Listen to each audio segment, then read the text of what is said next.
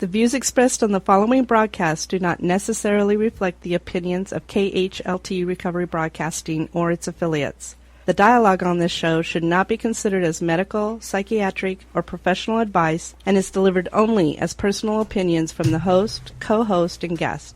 KHLT Recovery Broadcasting is not affiliated with any particular 12-step fellowship.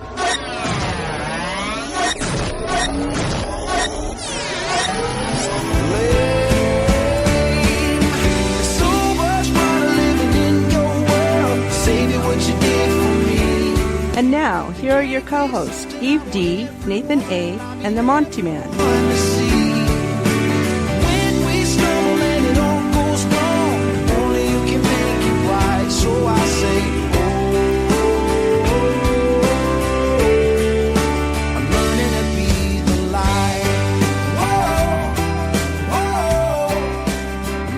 So when we struggle, only you can make it right.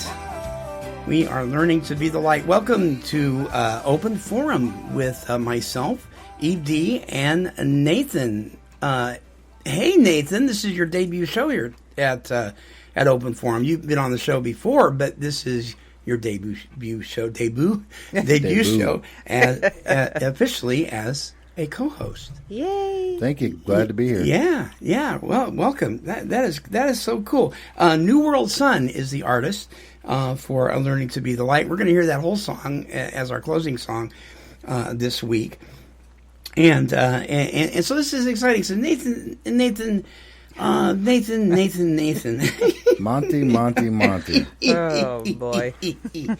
So why did you agree to do this? I'm just, Be careful, Pat is listening. I know. This is definitely what it's about for me, working this thing and digging in, and so I'm just grateful and tickled to death to be a part of it. Well, I'm glad you are, man. Well, welcome everyone to Open Forum, and of course Eve's here, and Nathan and myself, and of course we can't forget Cecil. Cecil's with us, and as you know, we once a month we have a thing called the Cartoon Caption Contest, and let's see what Cecil has to say about that. And now it's time to announce the winner of this month's Cartoon Caption Contest. All right, drum roll. There we go. Thank you, Cecil. And the winner is, for this month's Cartoon Caption Contest, is Samantha Eriton. And if you go to take12radio.com and you click on Recovery Cartoons, you will see, for the month of April, you will see a cartoon with a judge sitting behind his desk looking down at a young man and young woman. And this is the caption that won this month's contest. It says, according to our forensics team, Hansel and Gretel, those were crumbs from special brownies you left on the trail in the forest, not bread. So congratulations, Samantha, from Oakland, California. And you win a live DVD of Addiction, a Comedy of Substance by Mark Lundholm, and a bonus CD, by the way, called How Is That Funny by Mark Lundholm. And we'll get that off to you ASAP.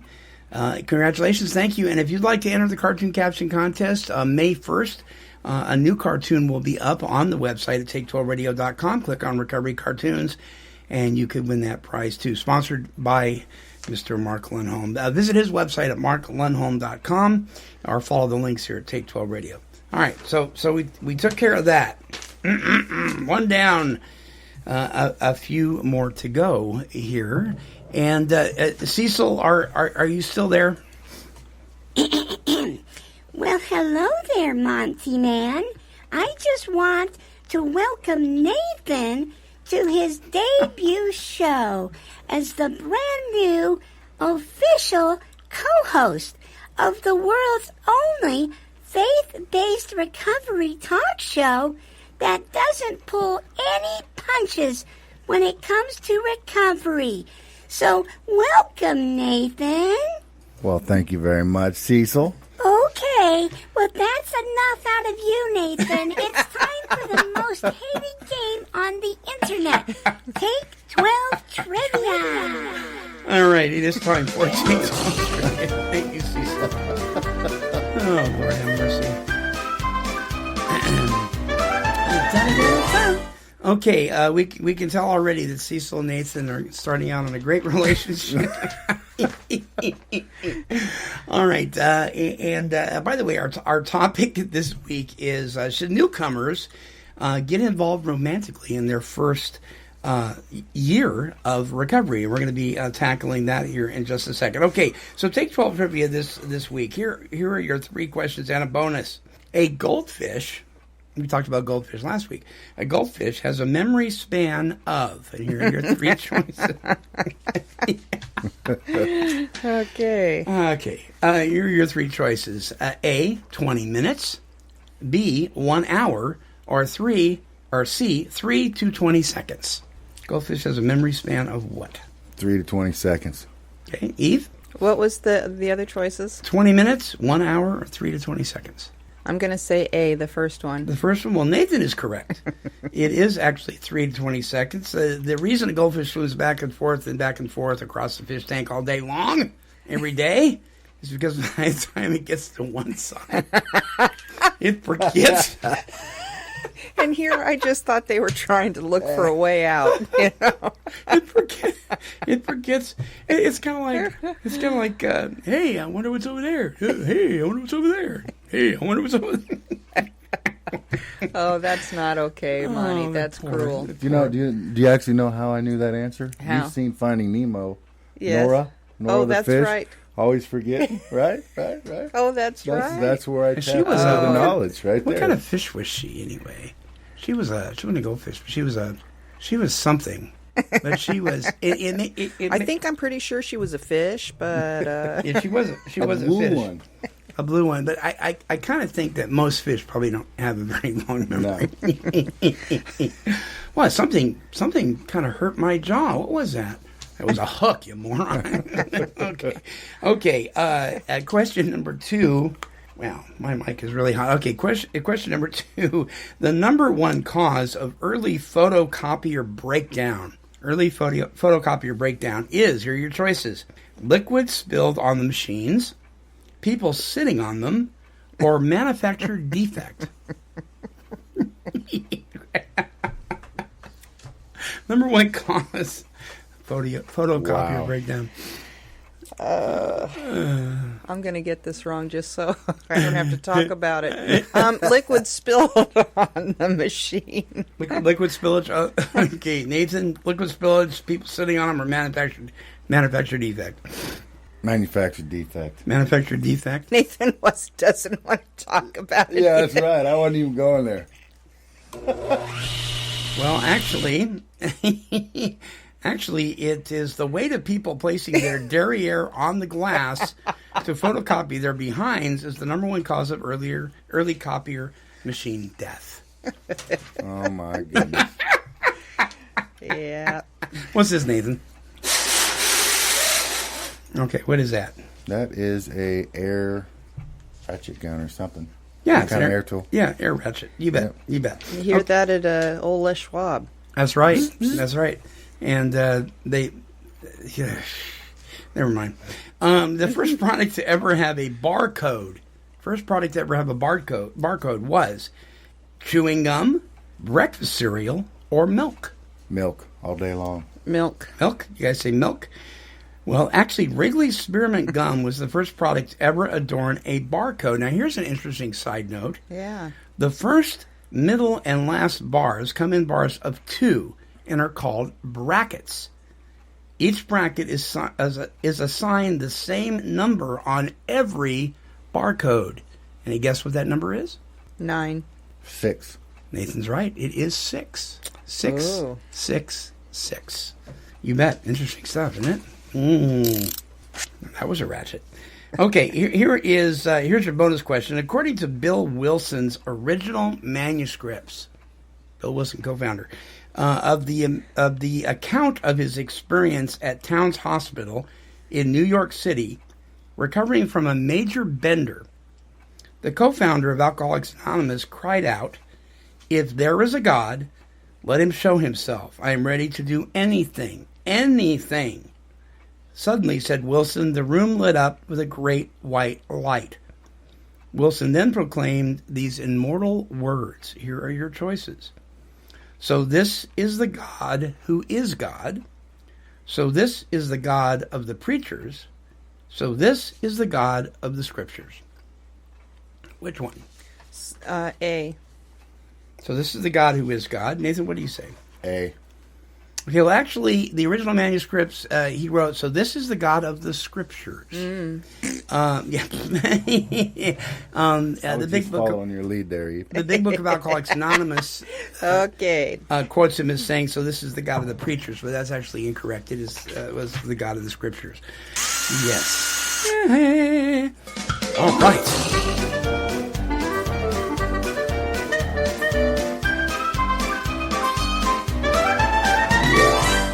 All right, there we go for Take 12 Trivia for this week. All right, so the poll that we had up, the Monty'man's What Say You Recovery poll this week on Facebook was, the question was, should newcomers get involved romantically within their first year of recovery? Now, this is something we've heard, and some people don't even know where it comes from. So we're gonna go to our break and come back and talk about this in detail. But let me give you some of the answers that came back on the poll on Facebook. Bob S. says, I learned a lesson early on in my recovery when I heard a woman with 32 years of sobriety share. I liked what she had to say and asked her if I could call her. She told me, yes, but when you call me, you only say to me what you would say if your wife was sitting next to you. I always tried to follow that advice since then. I thought that was good. Mm-hmm. He goes on to say, the big book gives some good suggestions starting on page 69, but at the end of the reading it says, to sum up about sex, etc., etc., etc. Interesting about that. It's interesting what our perception of certain words are. I didn't say anything about sex. I said get involved romantically. Romantically doesn't necessarily mean sexual behavior. That's right. But we can talk more about that. Jamie M. said, in an ideal sense, the longer a newly sober person can stay out of a relationship and work on themselves is better. My sponsor advised me to stay out for as long as possible. Barbara G. said, no, too distracting and easily goes to emotional dependency. We need a higher power first. That is from experience. Derek J. said, I absolutely say yes. He thinks he should get involved. My success rate has not been good, but I think of Edison taking 10,000 tries to make a light bulb that worked. I can't give up before the miracle, right? Oh, wow. Okay, he's making a joke there, Monty. I hope so. Oh, gosh. And it was a good one, too. Hey, I thought you liked a dry sense of humor. I do, but I know Derek, and I'm wondering if it was a joke. Okay, Marco R. says, I think we all need some kind of foundation first with God. Then, I think after that we need to make sure we get involved with someone who's going down God's path and is going in the same direction as we are. Mm. Good point. Mm-hmm. Stephen B. Says, if you don't take the first year to work on yourself and your recovery, just what do you think you'll be bringing to the relationship except one sick person? That doesn't make for a healthy relationship and can lead to relapse when it fails.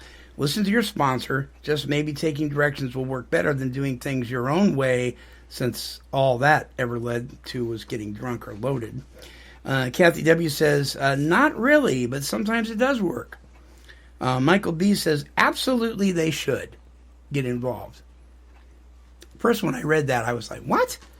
And then he says this, a deep, love-filled relationship should be started as soon as possible with God. I like that. Very clever. Yes. Very clever. And Vincent J. says, as an old-timer said to me years ago when I asked the question, do you have a sponsor? He asked the question, do you have a sponsor? Have you done your fourth and fifth step? Are you going to meetings? I answered yes to all. So then he said, then get in there and get hurt. And I did, and it did. Yeah. So those are some of the opinions coming back from the poll at our Facebook page. So when we come back, we're going to tackle this thing. Where did this come from? And what is the whole idea behind not getting involved romantically in a relationship your first year? Is it something the Big Book talks about or not? Where did it come from? And is it a good idea or is it just craziness? When we come back. Men, women, and their families experience tremendous pain and suffering due to the struggles they face from substance abuse and its co-occurring mental health challenges. They need to find a safe place for peace and healing. Therapia Addiction Healing Center was born out of a deep desire to provide that safe and powerful healing environment. Therapia exists to help people recover from addictions by developing and maintaining healthy, meaningful relationships with God, self, and others. To speak with an addiction specialist, call 1-855-652-4325. That's 1-855-652-4325. Or visit our website at www.therapia.net. Therapia Addiction Healing Center, restoring lives one step at a time. When I first came to Serenity Springs, I never thought I could stay clean and sober. And then after being through the 12 steps and getting closer to God and just learning how to live, I can't imagine life with drugs and alcohol anymore. Introducing Serenity Springs Recovery Center, a fully licensed residential drug and alcohol dependence treatment center for men, specializing in helping individuals with substance abuse problems. Addiction is a disease that deteriorates the body, punishes the mind, and destroys the spirit. Addiction needs to be attacked on all three of these fronts. They work the steps, they work them extremely hard. Finding God is a big part, and that's what they did for me. They gave me a life second to none. Residents live in a resort-style accommodations and are able to participate in numerous on-site activities. Golf and working out, playing basketball a lot. Serenity Springs is a unique facility that is committed to providing exceptional individual care in small group settings. They talk about life beyond your wildest dreams. I never thought that was possible for me, and today I'm living it. And just being connected. Guys are like my brothers, just a big family. At Serenity Springs, they want to make a life-changing investment into your recovery. For more information, contact their 24-hour admissions department at 386-423-4540 or visit their website at serenityspringsrecovery.com. It's really amazing what's happened. I mean, it's nothing short of a miracle.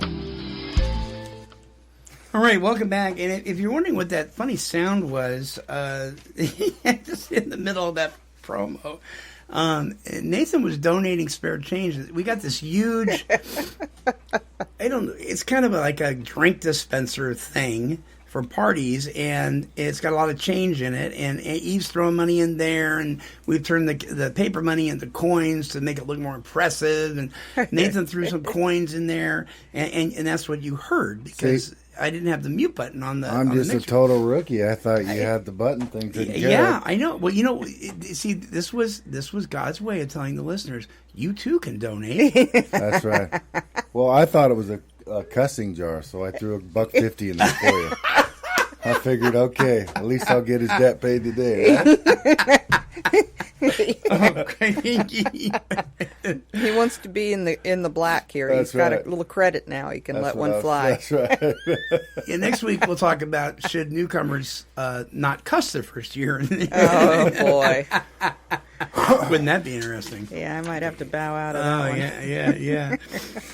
Okay, yeah. By the way, if you do want to donate any amount, you can click on the donate button at the bottom of any of our pages and do that. We are listener supported. Okay, so. By the way, thank you, Nathan.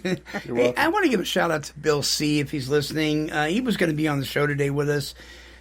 Bill is going through some horrific back pain, and Bill works with Nathan, and it's just boy, if you've ever experienced severe back issues, it's just It's almost unbearable. So, Bill, God bless you, buddy. We're thinking about you.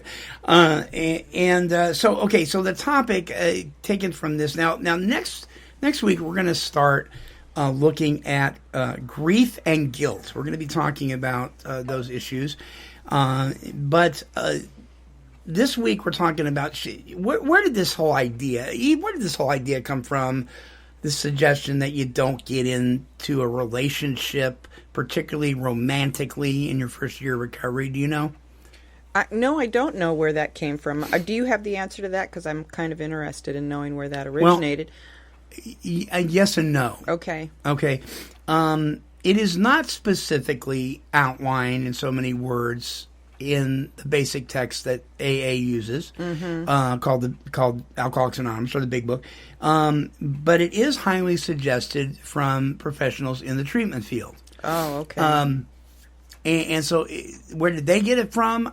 I'm guessing common sense. Mm-hmm. You know, now here's something that is really interesting. We've all heard, Nathan, correct me if I'm wrong, you guys have heard no major changes in your first year, right? You've heard that statement? Yeah, so it probably falls under that category. Yeah. The thing that's interesting about that is that if you don't make some major changes within your first week, yeah, you're asked to change everything by your sponsor, and then yet you hear on the other hand, no major changes.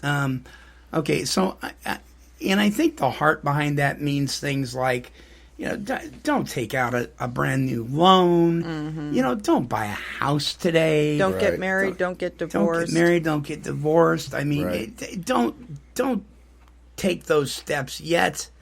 You know, you may even want to consider not popping antidepressants your first few months. You may need to detox first.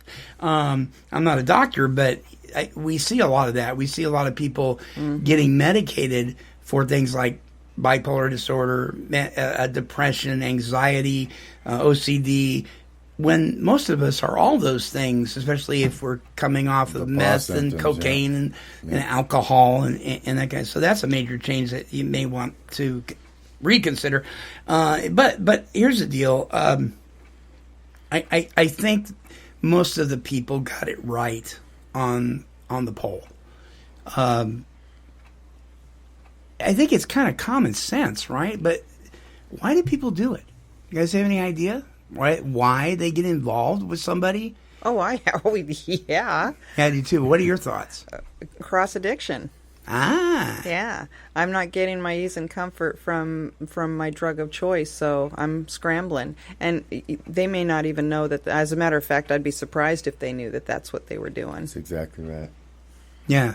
Yeah, it's just like, you know, we played a chemist for a long time trying to feel okay because the emptiness in our gut, and once that ain't an option, right? You know, I'm reaching out for the chicks or the women, you know. The chicklets. Are you talking about number 13? Well, this is interesting because there's two things going on here.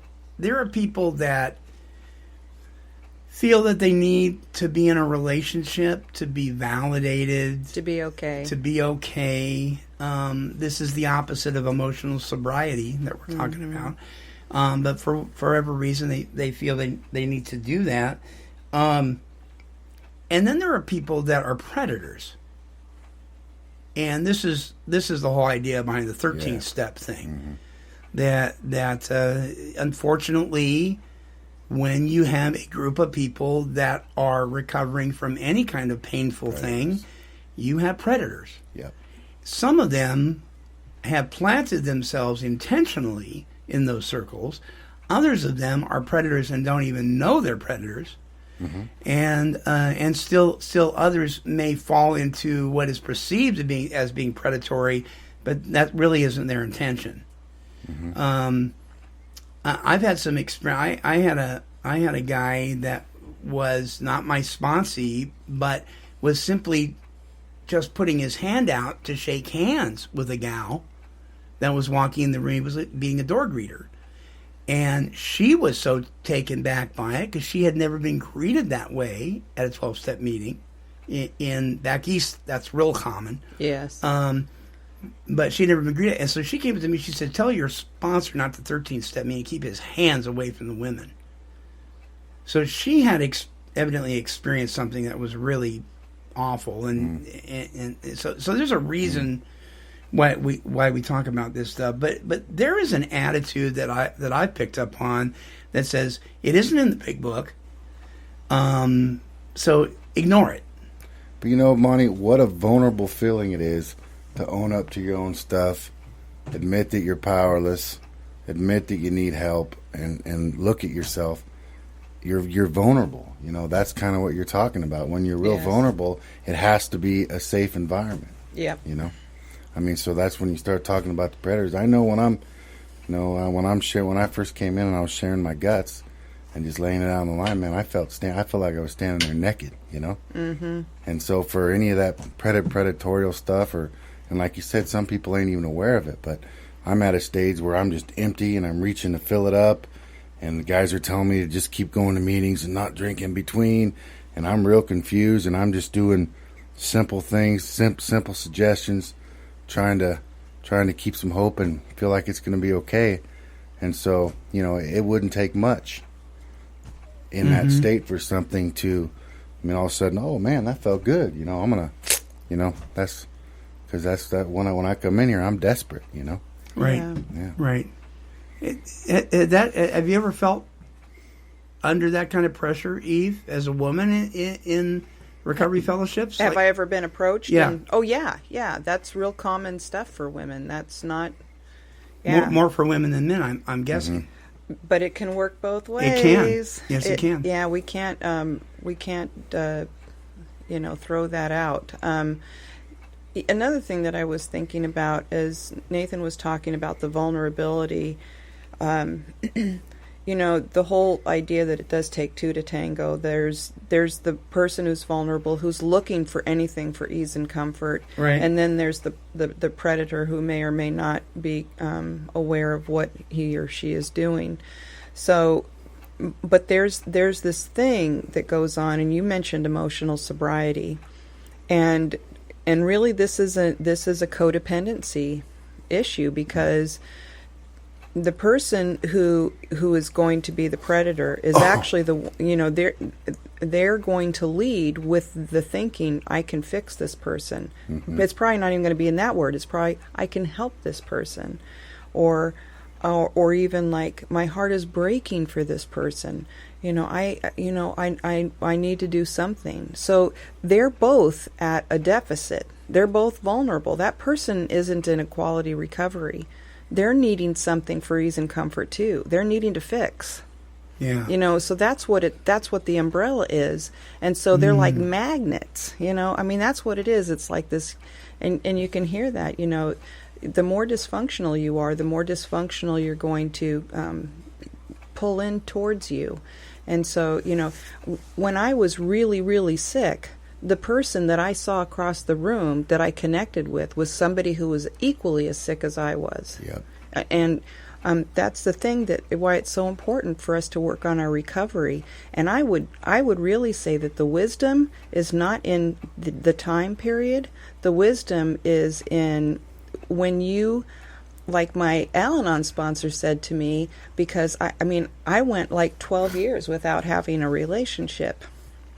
But I was relapsing in there. So, but let's say back in 2003, I made a commitment to God. I'm not even going to date for 2 years. And then at the end of that 2 years, I was healthy enough to know that I still wasn't ready. And so I made a commitment for another year. And then the 4th year, nobody asked me out. And then the 5th year, I relapsed. So, boom, there was that one. But even this time, I committed to the year. And my Al-Anon sponsor, when I got to the year, she said, "You're still not ready." She just asked me a few questions. I don't know what I said that gave her the heads up that I wasn't ready. But I just started crying. I was so angry. It was like, I want somebody in my life, And she said, "I'm sorry." And I said, "Well, okay, I'm willing, but I'm so angry at you right now." And anyway. Because that is one of the, if we're single. Yes. That is one of the goals, right? Yes. For most people. And so, it's part of the process of being a productive member of society. It's part of the process of developing family life, wanting to have kids in the future. So as Possibly, unless God has called us to live a life of right. being single, which is completely, that's another thing. We have to push back on the whole cultural norm thing here, because we have to pay attention to what God is asking us to do. So I want to finish this story, though, because over the next couple of months, my Al-Anon sponsor and I were working very closely together, and one day I said something, and she said, "You're ready. You're ready." So this is what I said. I said, I can't believe where I was just a few months ago, but now I said, I'm okay if I stay single for the rest of my life. I said, my relationship with God is so wonderful, and he's just meeting all those needs. She says, now you're ready. Wow. That's an amazing story. Mm-hmm. Yeah. So I think that probably the qualification to being ready is not having the need to be in a relationship. That we're actually a whole person. There you go. And then we can attract another whole individual. So one of the things that we see happen is that you've got one person with baggage, you got another person with baggage that hasn't been processed, especially if, like we were talking about, if it's unprocessed trauma. Yes. And they both come into a relationship with their own baggage. It's never been dealt with. It's never been worked on. And what happens is now you've got a mixture. You've got definitely a blended family of baggage. Yes. And neither one of them, they not only do they not know how to deal with their own, but they don't know how to deal with each other's. Yep. And what you have most of the time is, if they do end up making any kind of commitment, it isn't too long before disaster happens.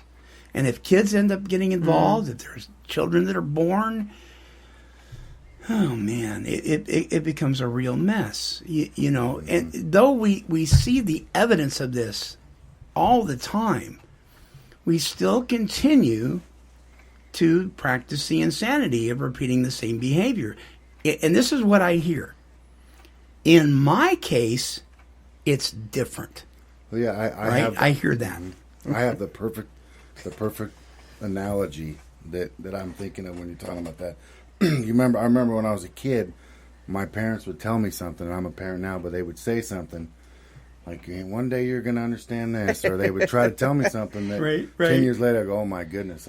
But I can remember my brain at the time, I literally felt, that makes no sense. I was totally convinced that I was a step ahead of them, and they were talking in slow motion. And you know what I'm saying? And it's kind of the same thing, because I'm the biggest offender. I mean, I was in relationships right away. I mean, I'm like a hypocrite for even going here, so I know how it is, But I can remember when people would tell me stuff like that, and in my head, I had that same mentality, like my parents were trying to tell me something. I'm going, you guys are idiots, man. I got this all day, just like, I have teenage kids that do that now. So now, it all comes full circle. But it's the same kind of blindness. It's the same kind of pride. And, and when you were talking about, a relationship coming together, and I think the key is all my intentions, like, oh, this girl's beautiful. I like her. We're both in recovery. We can help each other. But yes, I'm not even aware that it's almost like my DNA. I have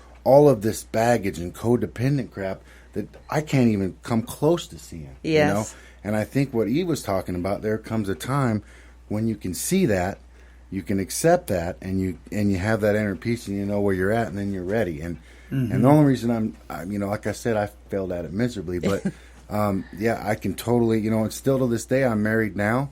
And that stuff's still there. And I work on it like crazy. But me and my wife, when you get in a relationship, when you're an addict and you have, my wife's a normie, but we both are codependent. And no matter how hard we work on ourselves, it just, that codependency just starts to ring. And I mean, and like, all of a sudden you'll stop yourself and go, oh my gosh, we're deep in it, but it just happens in the background, Yes, and it so happens in the background. That's the dangerous. When you have two sick people that don't even realize that they're sick in this area, and they're both needy and they're both empty, and then you put that stuff together, nobody's aware of what's going on, except it turns out to be a mess, Right. And so I think Right. I totally get what both of you are saying. I'll never forget sitting at the dinner table having a disagreement with my wife. And I said, you're codependent. She goes, you're codependent. I go, well, you're more codependent. Because you're more codependent. And I'll never forget Cameron. He wasn't that old. He says, you know what? What you guys are saying is codependent. Oh, Lord. So, okay. So what about the idea of even dating somebody? And when I say dating, I'm not talking about in the terms of what high schoolers mean today, which means shacking up. I'm talking about dating in the healthiest sense of the word. You're interested. Maybe you go on a double date at first. Maybe you go, you wait a while and then you go out together, and maybe it's just dinner, or maybe it's a movie, or maybe you're not even calling it a date. Courting. Maybe it's courting. What about doing that with somebody that's in recovery as well? Is that ever okay? Or are you getting close to crossing a line there? I think that you're getting close to crossing a line, because what if you really like that person? Then the obsession starts. You still have, that obsession, that stuff in the mind. We've talked about this. How many times that our disease centers in our minds, and if you're obsessing, or if you like somebody, it's a distraction to your recovery. Okay. What if you have a healthy recovery? You've been... you're talking about over, past. Let's talk about past the year. Or let's not, like you said, let's don't look at the time. Let's look at the quality of your recovery. Maybe in 6 months, you've had a spiritual awakening as a result of steps that you have worked, and you are just... Your life has changed. Because I've seen people that have gotten really healthy in a short period of time, and I've seen people that takes years. But let's say you're in that healthy place. Is it okay? Well, can I play devil's advocate yes. for a second? Now that when I was talking about having the attitude of like listening to a parent, this relationship thing is definitely, it happens, and you could educate and preach just like my parents did to me, and it's still going to happen, and then there's a spin on it. Like, me and my wife got together early, and I have beautiful children. I mean, we've been through some stuff, but I mean, it's been a blessing, and it's been a God thing, and God's been involved in it. So for me, I think it's a great suggestion not to try to jump into a relationship. But the reality, and that's kind of, it's kind of playing devil's advocate, but it's probably in the mix. It's probably going to happen. And we don't know what God's doing here. That's so true. We don't know what God's doing. We just don't know. I know that's probably a good model to look at. Stay away. Mm-hmm. But the reality of it is me working with people, I have to be prepared. I can't just go black and white. You do that. I can lead. I can give suggestions. I'm working with people, and I could say, look, and I can give them a little education on what I know about relationships and my experiences. But if it happens, it kind of is what it is. So we have to be prepared to talk and deal with that stuff too. Yeah, and that's why it's so important that when we are working with people, that we're seeking God, seeking His guidance. Amen. Because not one size fits all in every single case. That's very, very true. And yet I want to push back here again and play devil's advocate on the other side, and that is, as a sponsor, you might know the person a little bit better, and there's ways of kind of testing things out. And my sponsor happens to be really good at that. She kind of goes around the back door and sees where my willingness meter is. And if I'm showing signs of not being willing in other areas of my life, then that's a red flag. Oh. I'm already shutting down. I'm on my way out. Interesting point. Very, very good. Very well said. Okay. Let's talk about the elephant in the room. Let's talk about sex. We know in today's world that having a sexual experience with another person in many circles is considered perfectly okay. And even within recovery circles. I mean, if a person's moral compass is not that sex before marriage is detrimental to the relationship, if they really don't believe it is, how do you get through to somebody that is having a sexual experience? I'm not even going to say relationship, a sexual experience with somebody else, particularly early on in recovery, that doesn't feel like there's anything wrong with it. Especially as people that are followers of faith. How do we communicate with them that they may be going down a road that's going to bite them in the end without losing them? Because that's my right. I'm going to hold on to that. God can have every part of my life, but when it comes to my sex life, no. You know, how do we communicate that without losing them? Or do we need to communicate it, and if we lose them, we lose them? I don't know. Well, we both have a common friend. We're dealing with this, and I have talked to him, and, you know, I always get, because for me, simple is better. So I always try to go simple, and for me, I mean, if you, I told our friend that, you know, if you close your eyes, just like what we, in our other place we went Sunday, the message, if you close your eyes, because I know what right or wrong is, I always have. Yeah. But I wasn't in tune with it. But if I close my eyes and I think about what's going on or a situation, and if it makes my heart sing deep, if I'm able to close my eyes and put it in there and it's good, you know, but, you know, even when I was doing that early in recovery, even as confused and as warped as I was, I still, whenever I would do that, because that's the thing about being in the program, when you're desperate, you're forced to do that quite a bit. And so when I would do that, I felt blackness. I felt, even though, you know, I felt that it was not what needed to happen for me, you know. But then I made the choice to do it. And I think that's as far, like I was telling my friend, that's about as far as I can go with sharing my experiences. Buddy, that you're putting bad into what you're building good, you know. You got the not guilty plea and you're working this thing, and you're going to add the black stuff back in there. You're going to make that place great, you know. Yeah. Eve, have you ever worked with somebody that was in a relationship way too early, particularly sexually? Yes. And you were watching things kind of fall apart and you just couldn't get through to them about it? Or if you did, you weren't sure how to talk to them about it? Or? Well, this was many years ago, before I was actually sponsoring according to what the text of Alcoholics Anonymous talks about. So I wouldn't still be their sponsor at that point, because they're already off and running. Right. Okay. And the reason I say that is because of what it says on page 69, which is where they're talking about sex, and it's actually talking about the sex inventory. And a lot of people out there aren't familiar that that's a really important piece to the 4-step, is to do a sexual inventory. Yep. And a lot of people don't. You know, I mean, I was talking a couple of weeks ago about how many people I've worked with who, they disappear at the 4-step.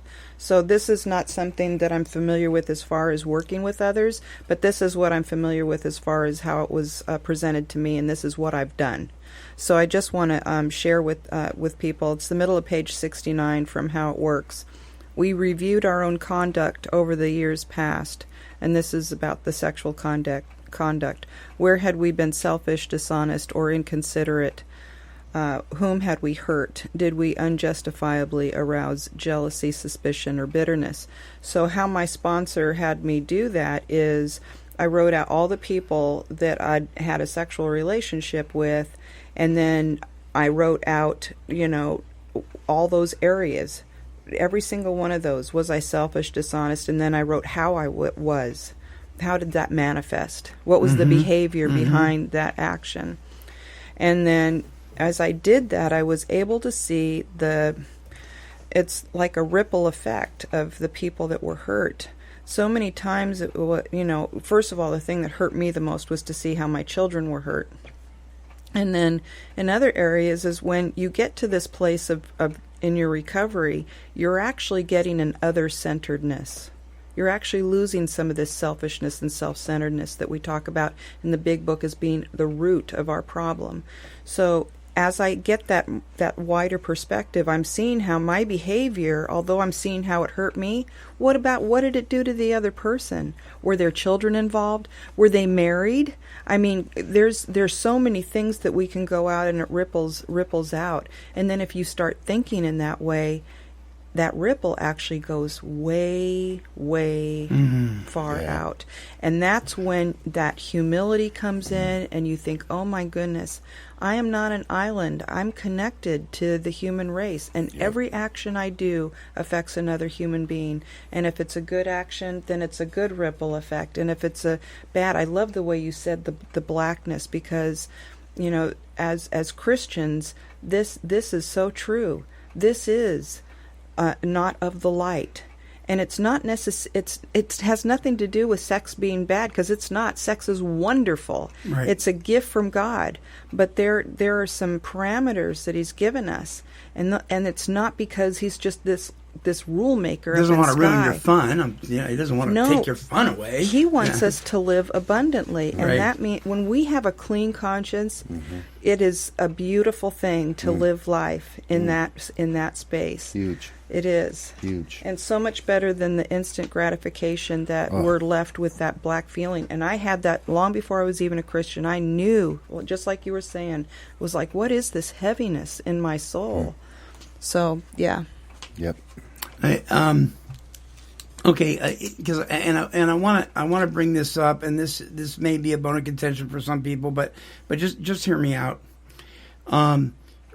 We know medically, psychologically, and definitely spiritually that when women experience a sexual having a sexual experience with a man, that they feel the bond of relationship stronger than the man does.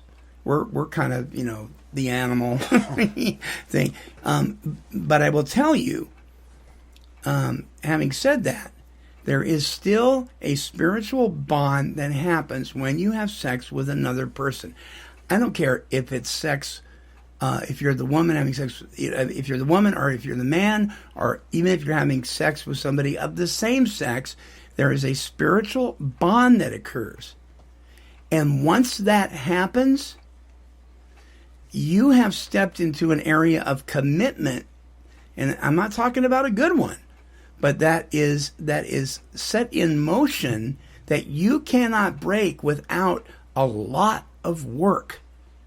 And this is why a lot of folks that never do a four-step in their current relationship with their spouse, or I'll say for modern terms, their significant other, why there is so many boundaries, so many walls, so many things they can't break through because of a spiritual connection that was made with somebody else or somebody's else years before that was never dealt with.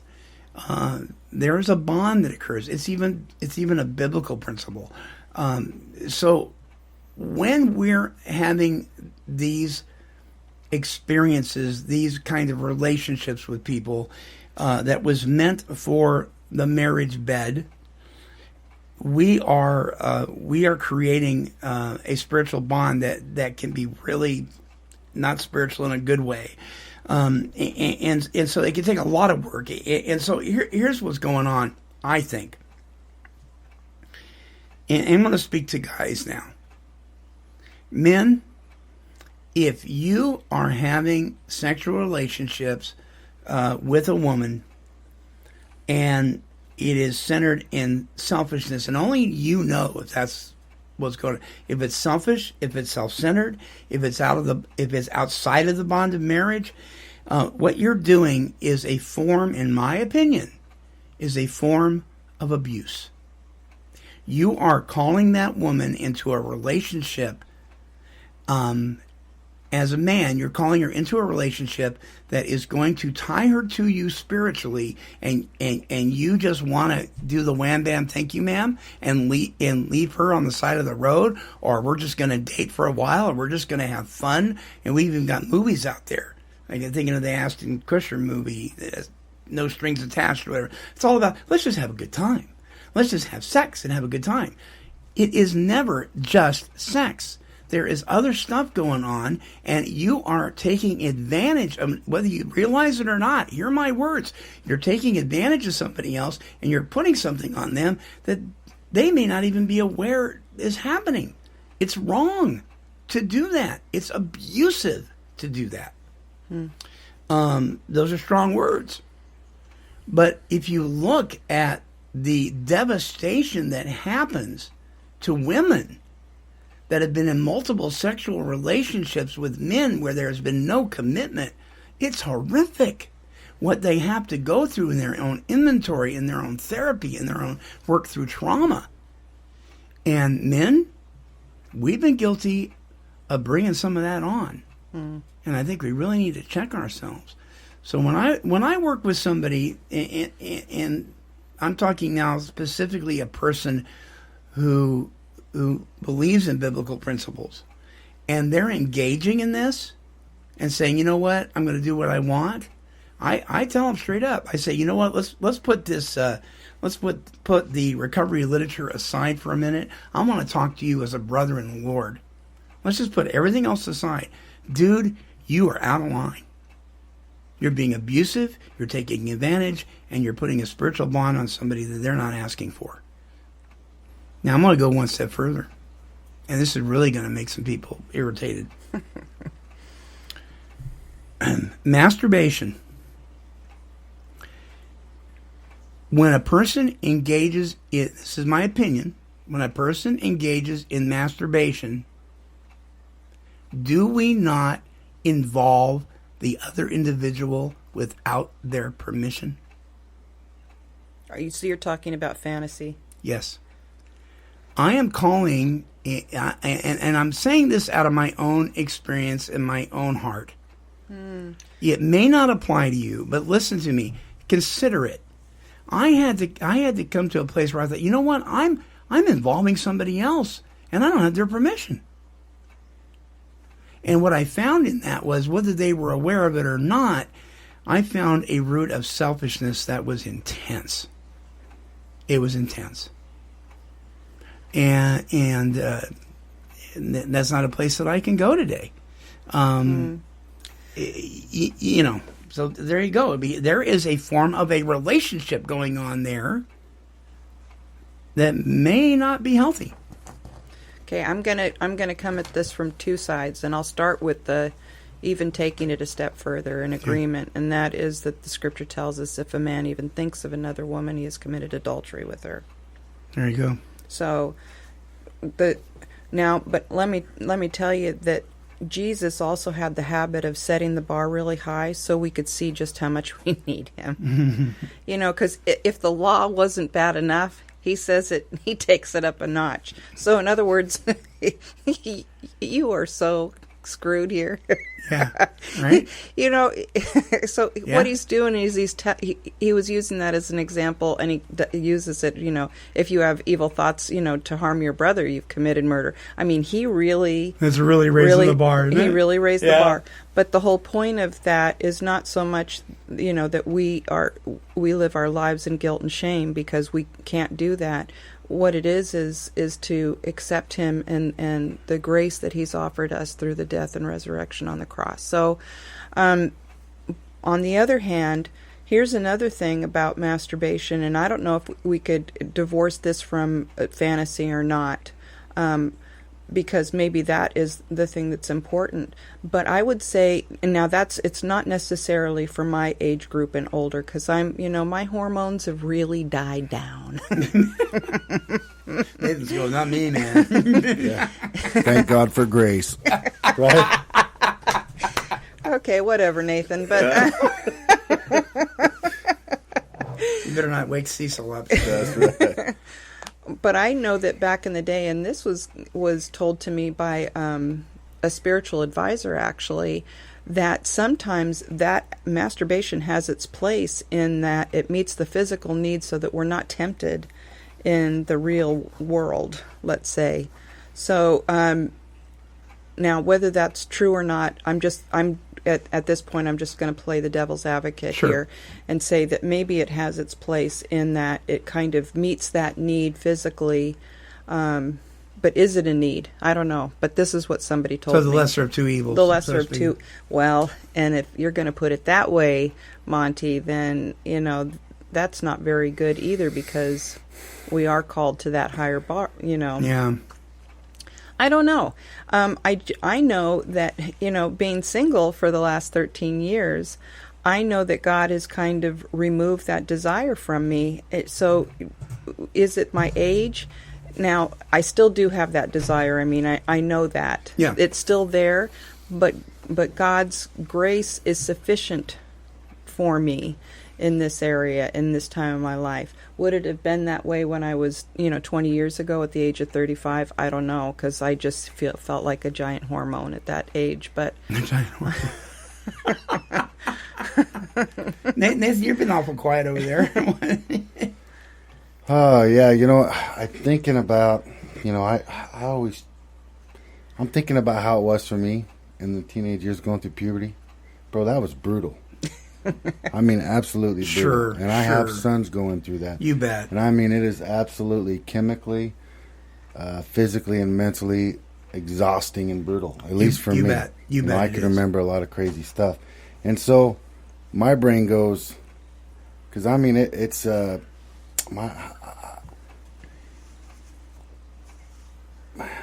almost want to leave that one alone, because I'm almost doomed going through that crap, if we're going to go that deep. Well, and I think, and when you guys agree, I think this is why God's grace is so important. I think because I can make a bold statement that says, if you're engaged in this with a member of the opposite sex and you're not in a committed relationship, that's abuse. I can make that statement. That may be what we referred to as total truth, but there's got to be total grace. that's right. Where's the balance in that? Yeah. We fail utterly. Yeah. All the time. And here's the misery. I have a son going through this, and real reserved. And I see, because all them crazy, and this is probably this is one of those, but all the stuff that's going on in a dude going through puberty you're feeling isolated, you're feeling completely different, you're feeling like something's wrong with you, and you're going through this overpowering, urge is literally what's going on. Sure. And some weird thoughts and things are happening during that. You know? Yeah. And so I see my son, and what a miserable way it is to live when you're almost doomed to fail there. Right. A lot. Right. Going through that. Right. And set the bar, fail. And pretty soon, as I see my son, and I can remember being, feeling. Being your son, you can remember being I can remember him, being right? a total failure and thinking something's completely wrong with me because I was going through that stuff, And so there was something, almost damage was done to me because of where I came from. That was, especially in some of the religious things I went through, and don't throw your seed, and then people for some reason hammered that on me, and it actually scarred me a little bit. Yes, I agree. It screwed up who I was, and I felt different and broken before. Because there was no mercy there, was there? As soon as I felt broken before I even had a chance to hit the gate.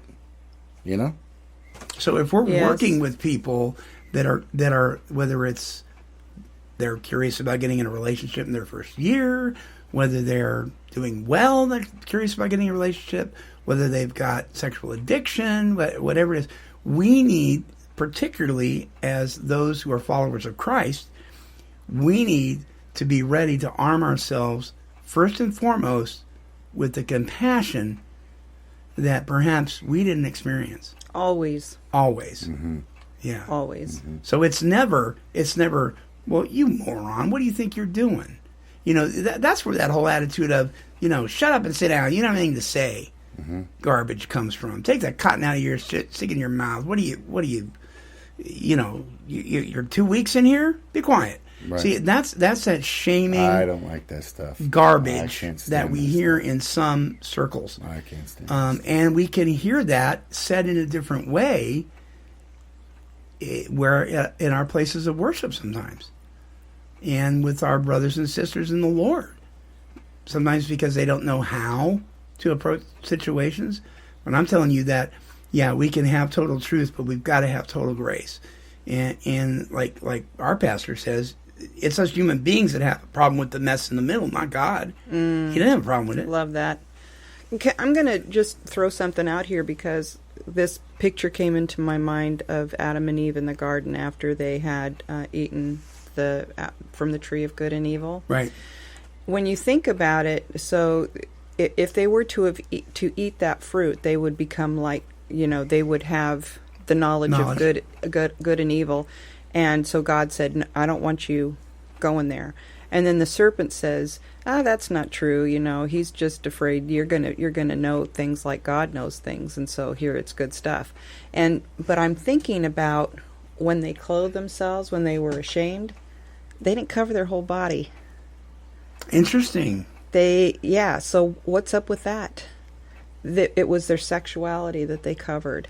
And I'm thinking that it's interesting to me that there was something about that sin and that's like the first shame.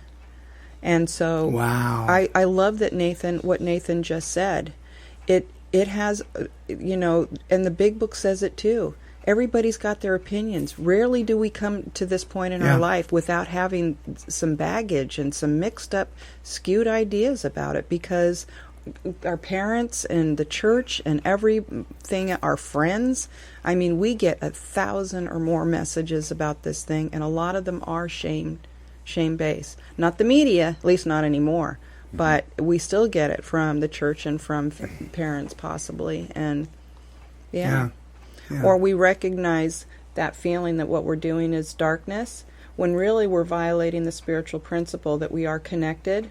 The two have become one, and so we know that there's something wrong with that. It's not that the sex is bad, it's just we violated that spiritual principle. Mm-hmm. Right. And we're out of time, but I want people to understand that because I've had people comment and make things, who died made you the 12-step God, things like that. Your opinions do run a little bit over-opinionated 12-stepologist. The Monty'man. Right. That's right, Nathan. and I want to make sure that the listeners know that regardless of what we say on this show or even past shows or shows in the future for that matter, we want you to take any information that you've received, whether you're uncomfortable with it or whether you agree 100% with it. Chew on it a little bit. Take it before God. Help him, ask him to rough out, smooth out the rough edges, because we're rough. And I know I am. And we could be really wrong. And I think we could. To not say that would be, to say what we're saying isn't a violation. But to not say that would be a violation. To not say, you know what, we could be way out in left field. And I could be so far out in left field that it's almost inhumane. I have to be able to say, you know what, I could be just totally mistaken. Do not take my word for it. Please don't. Yeah. Please don't. Part of this show, the premise of this show is that we are all speaking our opinion. Yeah. And I'm hoping the audience just you take this to spur yourself on into your own investigation of what the truth is between you and God. That's right. That's the point here, is to are you getting a little bit riled about some of the things you're saying? Well, good. Figure it out. Yeah. Everybody's truth. Yeah, that's good. So next week we're gonna start on guilt and shame, and talking about those issues. I know that this is something that you've been wanting to talk about, Eve, and we're probably gonna be spending some time on that, more than 1 week, because this is such a big part of healing. I mean, gosh, we get beat up so bad if not by everybody else, sometimes ourselves. I tell my sponsees, I go, look, you got to put down the rock. There's enough people throwing stones at you already. You don't need to be hitting yourself in the head with it. Just put it down.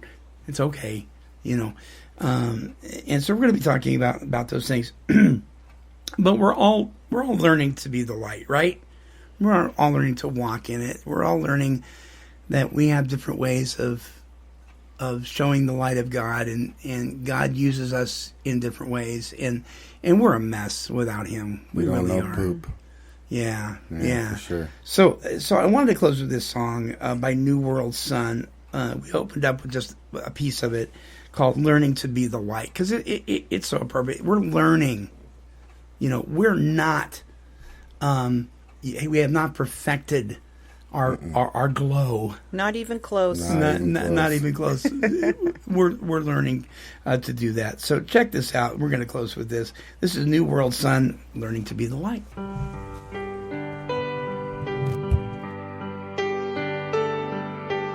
When the stars came crashing down in tiny pieces to the ground, I was all alone down here, trapped beneath the atmosphere. Then I thought somebody called my name. I spun around and caught a flame. I gave in to a God I didn't know. And now everything is falling into place. A brand new life is calling, and I owe it all to grace. There's so much more to living in your world. Savior, what you did for me. You gave me something I want everyone to see. When we stumble and it all goes wrong, only you can make it right. So I say, I'm learning to be the light.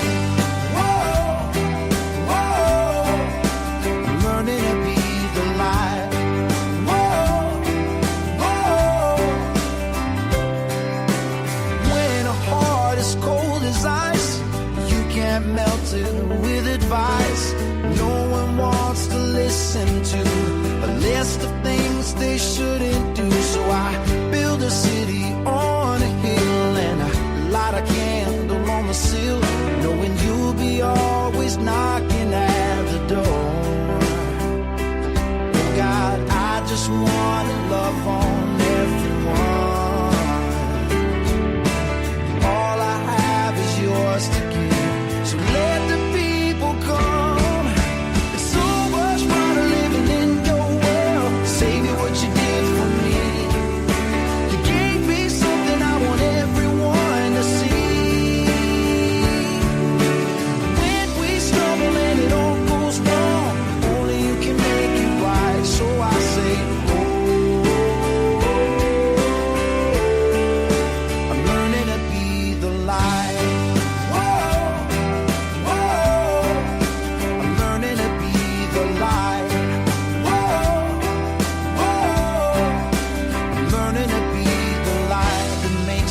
Shadows hide, the light that breaks the curse of pride, the light that takes the weary in its arms. When it all came crashing down, there was only darkness all around, but in the distance I could see a flame. There's so much more to living in your world. Savior, what you did for me.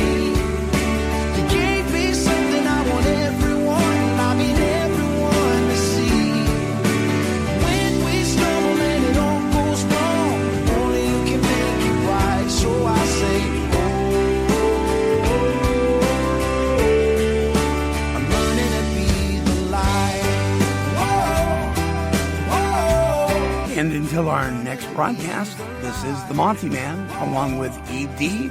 and Nathan A. And we're wishing God's perfect serenity for you. Bye-bye now. I'm learning to be the light. This has been a broadcast of KHLT Recovery Broadcasting. Be the light. Kitty, kitty, kitty, kitty, kitty.